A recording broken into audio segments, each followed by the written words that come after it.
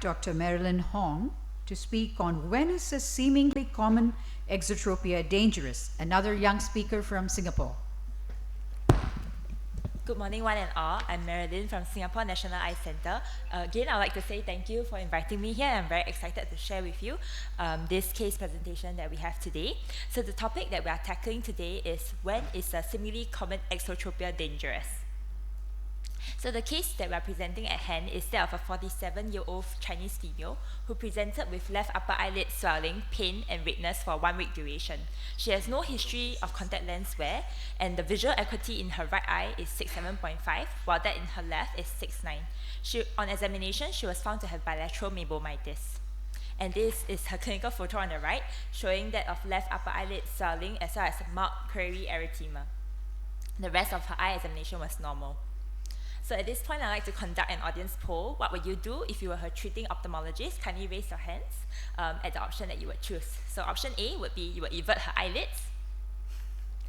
Option B would be you will start her on fusitamig and lid hygiene. And option C, you will start her on oral augmentin. Okay.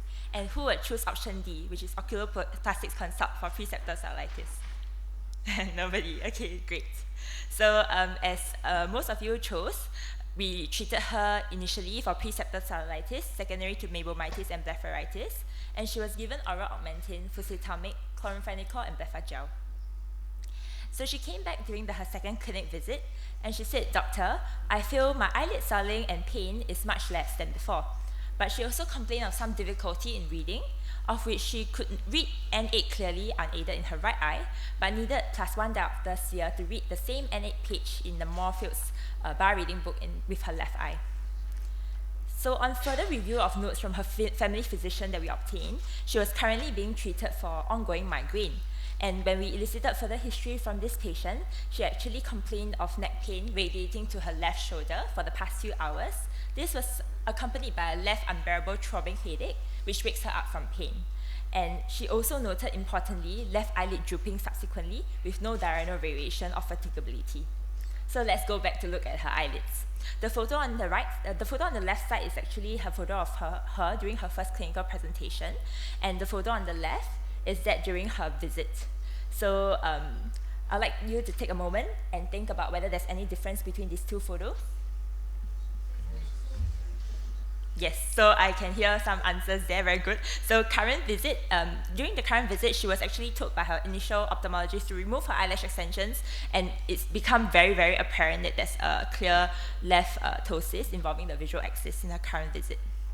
The first visit, she had long, beautiful eyelash extensions, and now currently, she has this significant left partial ptosis involving the visual axis.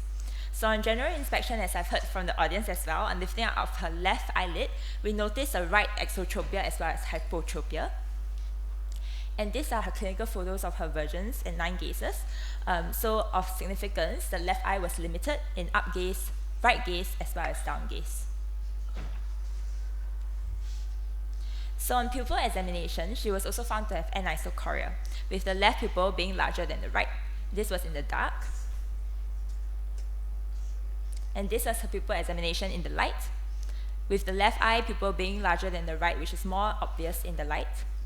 And hence our working diagnosis at this point is that of a left third cranial nerve palsy, which is pupil involving, and we sent her immediately to the emergency department for an emergent computed tomography of the brain and angiography of the circle of Willis, which revealed a saccular aneurysm. Sorry, the yellow arrow is a bit displaced downwards, but it revealed a saccular aneurysm of the left posterior communicating artery, seen here, measuring 0.3 by 0.3 cm, and with the neck measuring 0.2.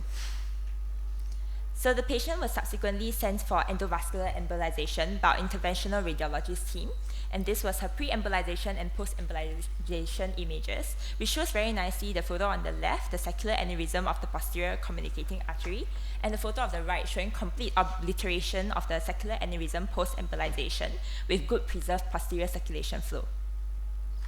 And this is a clinical photo of her post-embolization showing complete recovery of the ptosis as well as the ocular deviation. So we'd like to discuss this case because, importantly, where was the roadblock in the treatment of this patient? So it's our theory that the doctor was initially deceived by her beautiful eyelash extensions. So in summary, when is a seemingly common exotropia dangerous? Firstly, when there's red flags in the history, such as the presence of neurological symptoms, raised intracranial pressure symptoms, such as that of headache, nausea, vomiting, pulsatile tinnitus, diplopia, as transient obscuration of vision. History of preceding trauma is also important to elicit, such as the presence of, and also the presence of previous inflammatory diseases, such as that of systemic lupus erythematosus and other vasculitides, and also importantly, the history of malignancy and any constitutional symptoms. On examination, such as in our patient, if there's presence of ptosis, duction deficits, anisocoria or fatigability, if you're concerned about myasthenia gravis, is also important to take note. And last but not least, when the patient has unaddressed concerns, it's important to address them rather than brush them aside. This is a presentation from the Singapore National Eye Centre, and I would like to invite all of you guys to join us next year in Singapore as well for the 8th Asia Pacific Glaucoma Congress. It's going to take place from the 24th to 26th of July, and you can scan the QR code here to join. Thank you.